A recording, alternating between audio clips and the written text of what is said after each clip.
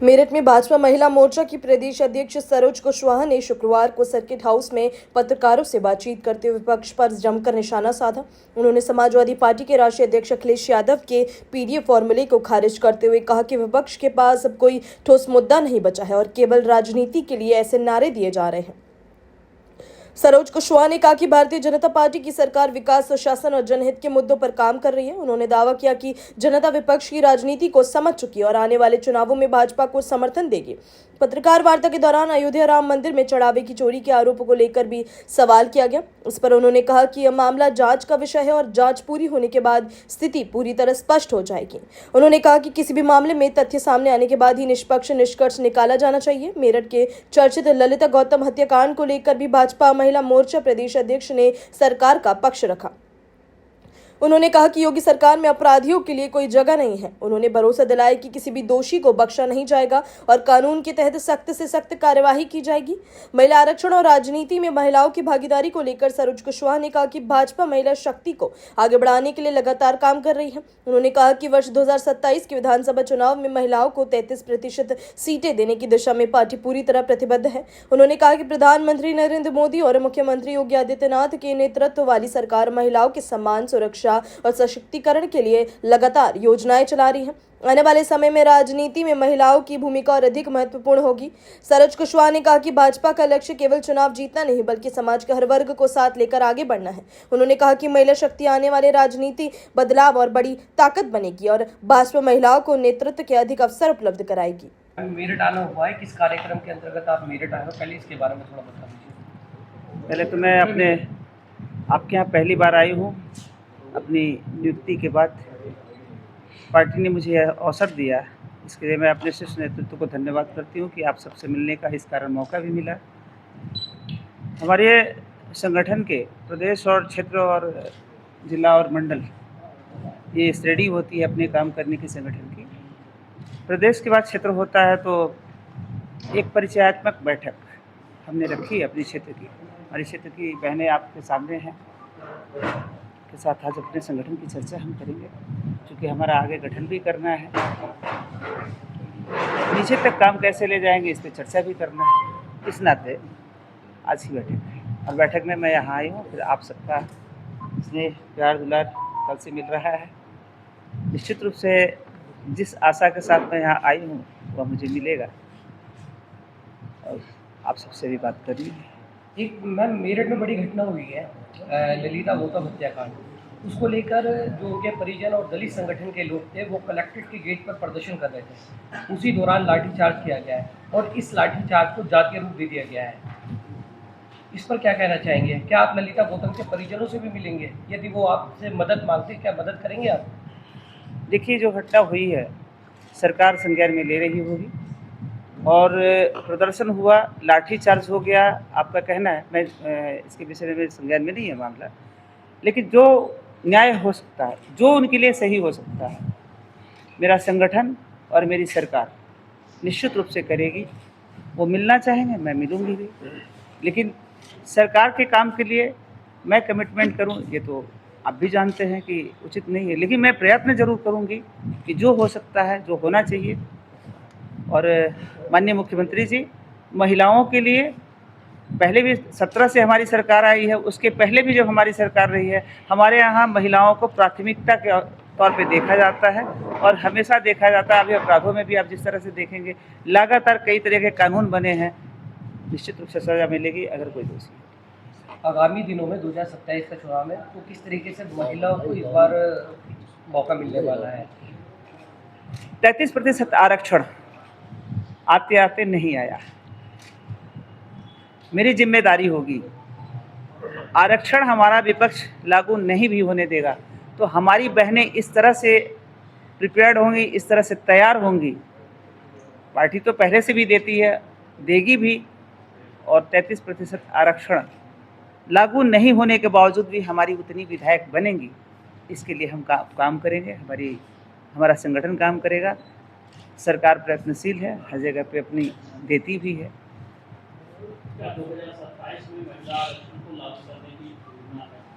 2027 में आप तो देख रहे हैं पहले से भी तैयारी हमारी पूरी रही है, किसी का किन्हीं कारणों से बार बार लटक जा रहा है। एकदम हमारी सरकार तैयार है, लेकिन जो संवैधानिक प्रक्रिया है उसमें कहीं ना कहीं अड़चन दे रही है। लेकिन फिर भी लागू हो या ना हो, हमारी सरकार संकल्प, पार्टी कहूँ मैं तो सरकार की बात नहीं कर सकती, पार्टी मेरी संकल्पित है। निश्चित रूप से हमारे प्रधानमंत्री का प्रयास 33% महिलाओं को टिकट देने की व्यवस्था करने की सोच रही है, प्रयास कर रही है। इसलिए संगठन ने जो मुझे जिम्मेदारी दी है, मैं नीचे स्तर तक काम करके अपनी बहनों को उस लायक बनाऊंगी कि वह 33% आरक्षण के अंतर्गत आ जाए, स्वयं आ जाए। मैडम, पिछले समय से देखा गया सदस्य अभियान को लेकर के महिला विंग इतनी एक्टिव नहीं होती है जो होना चाहिए। 2027 भी सिर पे है, तो इसको लेकर के आपको दिशा निर्देश ऐसा आपको लगता होगा, हमारी बहनें निकलती हैं, सदस्यता कराती हैं। ये अलग बात है कि कुछ लोग अपने को दिखाते हैं, कुछ नहीं दिखाते हैं। बहनें हैं, उनके पास डबल जिम्मेदारियां होती है, घर और बाहर दोनों की जिम्मेदारियां होती है, फिर भी वो करती हैं। ऐसा नहीं है, तभी हम यहाँ तक पहुँचे हैं। हमारे यहाँ महिला मोर्चा आधी आबादी का जो संगठन ने दे रखा है, आधी आबादी अपनी पूरी जिम्मेदारी निभाती है। लेकिन अब जो मेरा संकल्प है, सफलता निश्चित रूप से मिलेगी। मेरा संकल्प है कि बूथ स्तर पे जो हमारी बहनें, भारतीय जनता पार्टी जो एक रिजर्वेशन की तरफ जैसे होता है कि एससी रखो, एसटी रखो, महिला रखो, मेरा अपना है कि आधी आबादी बूथ स्तर पे भी भारतीय जनता पार्टी मुख्य के तौर पे अपनी बूथ की कमेटी बनाएगी और विधानसभाओं में जिस तरह से काम करेगी। सदस्यता तो चलती रहती है, हमेशा चलती है हमारी, आगे भी होती रहेगी। लेकिन अपने आप को प्रिपेयर्ड करके वहाँ एक अच्छे कार्यकर्ता के रूप में, बूथ अध्यक्ष और उसकी 11 की समिति के रूप में खड़ा करने का एक प्रयास है। और उसी प्रयास के तहत मैं अपने आज क्षेत्र जा रही हूँ। जो हमारे 6 क्षेत्र हैं, मैं उसमें बैठक कर रही हूँ। इसके बाद मैं ज़िले बैठक करूँगी और आवश्यकता पड़ी हमारी बहनों को लगा कि मेरे जाने से मंडल और बूथ भी मजबूत हो सकता है, तो मेरा पूरा, मैं ये तो नहीं कहूँगी कि पूरे प्रदेश के बूथ और मंडल पे चली जाऊँगी, पर जहाँ इनको आवश्यकता महसूस होगी मैं पक्का जाऊँगी। और हमारी सारी बहनें, मैं कल से आई हूँ पश्चिम क्षेत्र में, और कल से जो इनका उत्साह देख रही हूँ, इन्होंने पहले भी किया होगा निश्चित है, और अब इनको लगता है कि मैं इनको और संबल दे सकती हूँ। तो इनको जितना मैं मेरा प्रयास रहेगा कि मैं जितना दे सकूँ उतना समय दे करके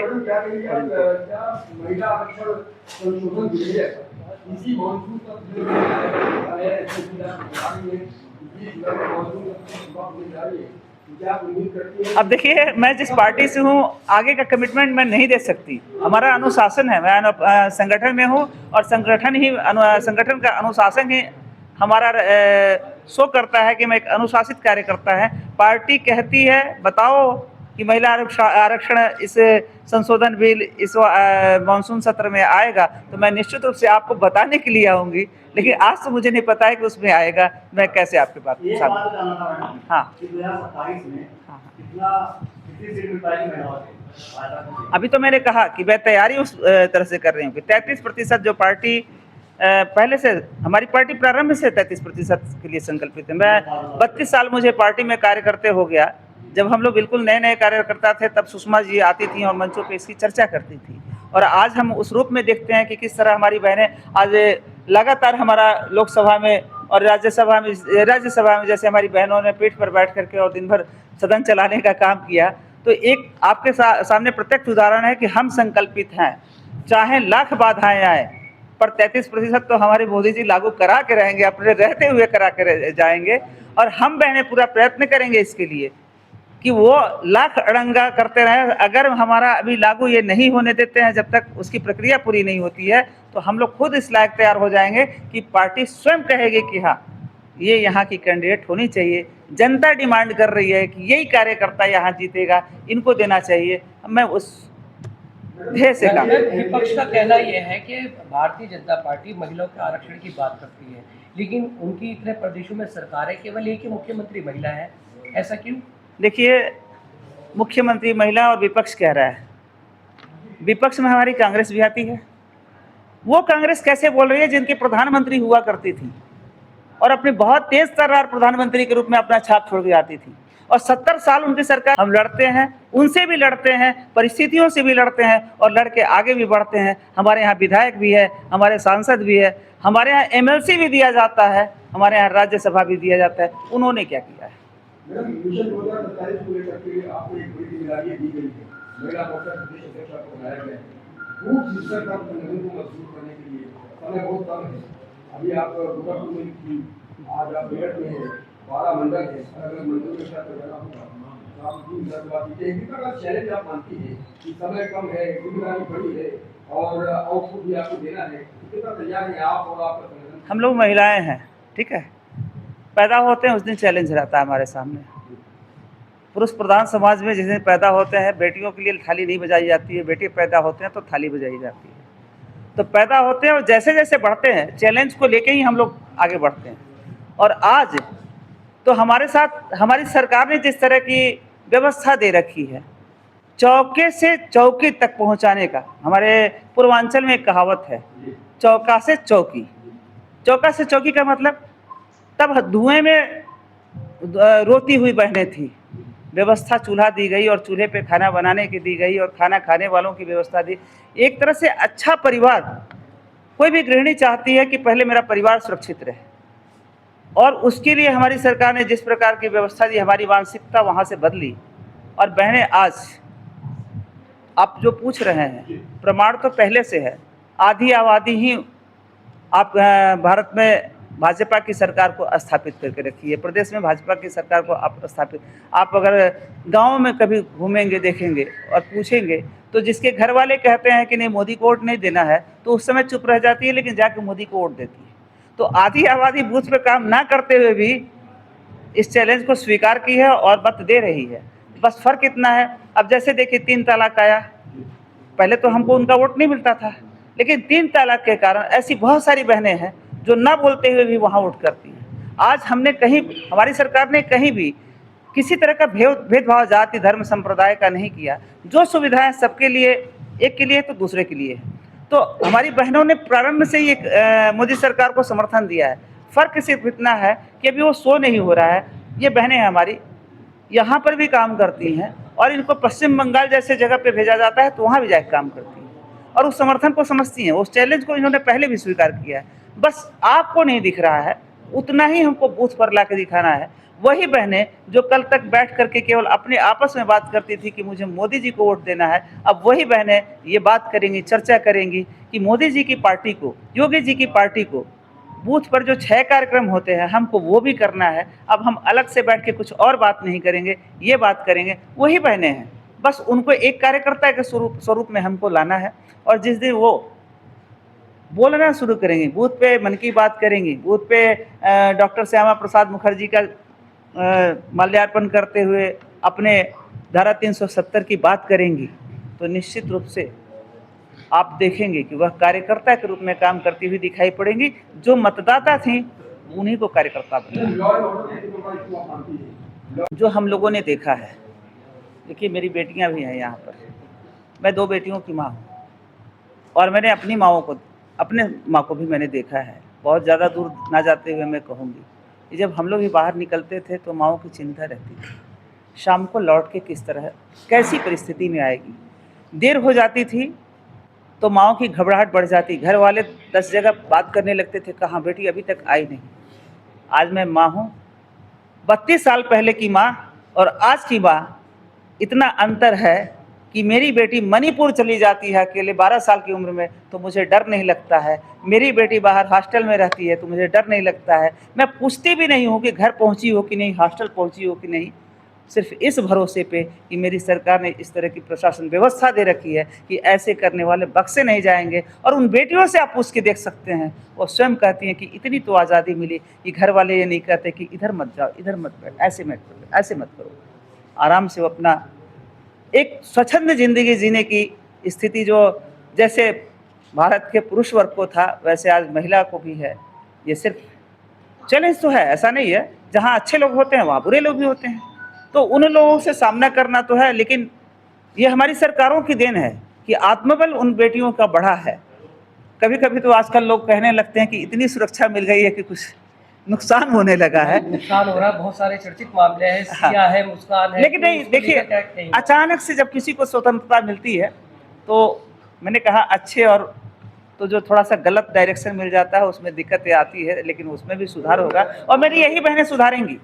यही बने जाके बताएंगे कि नहीं ये गलत चीज़ है। ऐसा नहीं होना चाहिए। जो बाहर निकलती है वो अपना अनुभव शेयर इन करेंगे। घटनाओं के बाद आपको लगता है कि पुरुष आयोग की भी आवश्यकता है हमारे देश में? नहीं नहीं नहीं नहीं नहीं, देखिए ये आज की बात नहीं है। ये भारतवर्ष में महिलाओं को सदैव सम्मान मिला है। ये बहुत आम बात है। हम सब जानते हैं कि लक्ष्मी, दुर्गा, सरस्वती यही पूजी जाती है, किसी और देश में नहीं पूजी जाती है, हमारे भारत में पूजी जाती है। और शास्त्रार्थ करके शंकराचार्य को भी परास्त करने का काम इसी देश की गार्गी और मैत्री ने किया है ना। तो भारत में महिलाओं का सदैव सम्मान रहा है। ये बीच की जो सरकारें आई थी, जो किसको कहूँ, विदेशी आक्रांताओं से हमें सुरक्षा देने के लिए घर के अंदर किया गया, और उन्होंने उसका लाभ उठाया, और उसका लाभ उठा के हमको घर के अंदर पैक कर दिया। पैक करने के बाद आज भी जिनका नाम मैंने लिया वो बाहर के ही प्रभाव से प्रभावित थे लोग, और खुद को आगे रख के कोई दूसरा न उनकी तरह बन पाए, इसलिए बहनों को अंदर कर रखा था। मैं बहुत बहुत धन्यवाद, आभार व्यक्त करती हूँ अपने माननीय मोदी जी को, माननीय योगी जी को, क्योंकि हमने उस काल को भी देखा है, मैंने इस काल को भी देखा है कि तब क्या आज़ादी थी, आज क्या आज़ादी है। बिल्कुल अपनी बेटियों के लिए हम लोग नहीं डरते हैं, और खुद के लिए तो डरते ही नहीं है। अपनी राय हमें कमेंट में ज़रूर बताएं, और ऐसे ही लेटेस्ट अपडेट्स के लिए हमारे चैनल रॉयल बुलेटिन को लाइक, शेयर और सब्सक्राइब करना ना भूलें।